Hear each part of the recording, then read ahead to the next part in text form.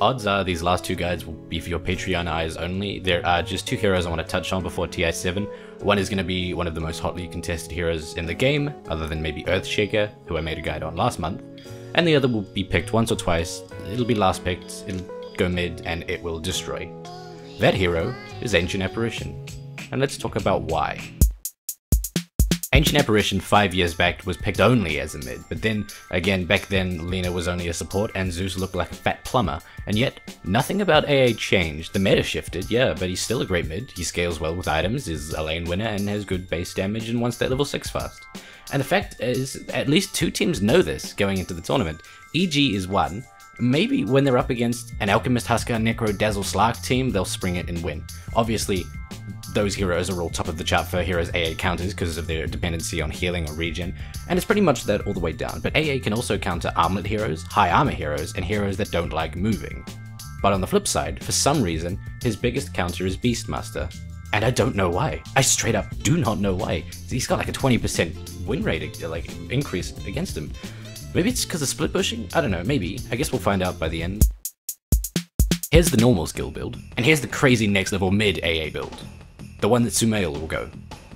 It's crazy next level because it's the same, which is unexpected, I guess. Well, alright, let's be fair. All 3 spells could be maxed first and justified depending on the circumstances, but for mid, and where it's just us versus their solo mid, this build is the build that we go. Cold Feet is a spell I'm sure none of my viewers are experienced with IRL, right? Basically, it's a DOT that stuns after 4 seconds if the enemy doesn't move 740 units away. As soon as they do, the debuff stops. If they do it instantly, they only take the first tick of damage. If they don't make it, they get a 3.5 second stun. Because it deals damage instantly, it deals max damage after 3 seconds rather than 4, up to 360 damage. When you get the level 25 talent, you can stack Cold Feet on the same target for 14 seconds of consecutive stuns. If you somehow manage to not kill a target in that time, you're probably stunning an effigy. Ice Vortex is a spell that nobody really pays attention to, but it's a 4-second 1500 range vision tool that also slows and reduces magic damage. Chilling Touch is something I've experienced lately.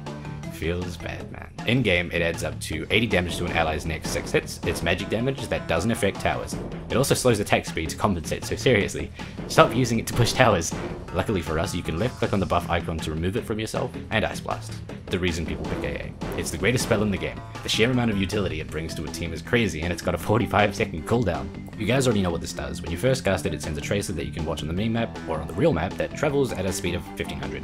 It's a global spell, so to traverse the entire map is about 15 seconds. A lot can happen in 15 seconds. You can cast it as a team fight breaks out, and the team fight could be over before it lands. And so the skill of AA comes with the skill of seeing 15 seconds into the future at all times. It's not really something I can teach. I feel like I can do it pretty well, but I've put in 10,000 hours in Dota. It's not worth it. The tracer is invisible to everyone, but the enemy can see its icon on the minimap with True Sight, so hitting someone in the fountain would require it to pass over at most 7 True Sight giving structures, but you'd be surprised how often you can still land it on an enemy with no map awareness.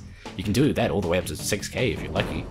The distance it travels dictates how big the blast will be. It starts at 275 and maxes at 1000. The tracer also gives vision, and the actual blast leaves a straight line of vision all the way from AA to its blast zone. And of course, once hit, nothing in the game can heal you. Except for Sunder, Phoenix Egg, and Time Lapse. For some reason.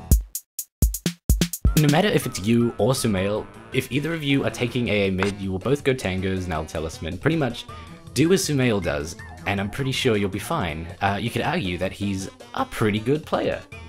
After that, pick up Midas as fast as you can. You can get Boots or Bottle beforehand if you need it. You can even finish Treads, but sooner or later, get Midas. Usually, AA doesn't get a farming item, and yet needs late game items to either hit level 18 or even level 25 before you can fully say he's maxed out. Now, I usually go Urn and Atos into Ags to make sure Cold Feet gets off, and that I also have enough damage to kill someone with my ult. But Sumail goes full carry. Hurricane Pike, Miona, and Daedalus, and here's the thing, it's not bad.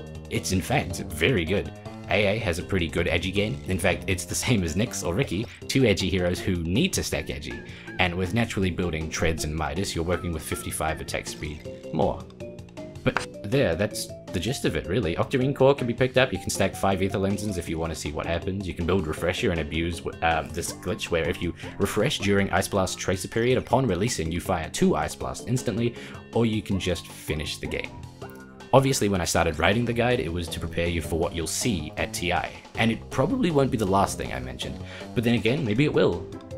I mean, no one can really say what's going to happen at TI, ever. It's never worked. But more or less, if we see AA, while the casters and panel go crazy with surprise and hype, all theory crafting what'll happen in the next 30 minutes of this game, we can all sit back, in unison, in the Discord, with a smirk, and know, no matter what happens, it's gonna be fun.